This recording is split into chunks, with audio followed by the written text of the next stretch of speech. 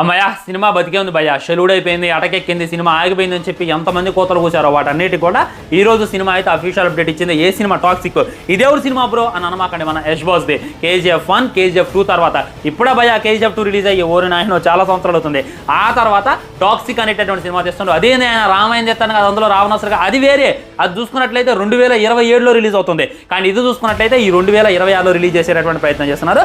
Official date ఇచ్చారు 19/3/2026, 2026 మార్చి 19వ తారీఖు, 26వ తారీఖు పెద్ది ఉందనుకుంటా, దానికి పోటీగా అయితే రిలీజ్ చేస్తుంది. సో ఈ కట్అవుట్ అయితే మామూలుగా లేదు, 100 days ఆఫ్ రిలీజ్ చేశారు, మామూలుగా లేడు. మన యష్ బాస్ అయితే తనకంటూ ఒక టెరిటరీని క్రియేట్ చేసుకుంటూ KGF లాగా అనేటటువంటిది క్లారిటీగా అర్థమవుతుంది. ముందున్నంతా కూడా తన యొక్క రాజ్యం అని చెప్పి మనమైతే అనుకోవచ్చు. ముఖ్యంగా ఆ బాడీ బాగా పెంచిండు భయ్య, బాడీని అయితే మస్తు బిల్డ్ చేసిండు. KGF లో కూడా మనకు బాడీని సరిగ్గా చూపించరా, కానీ ఇందులో అయితే షర్ట్ ఇప్పబోతుంది అనేటటువంటిది లీక్ అయిన లుక్ చూసినా మీకైతే అర్థమైనా.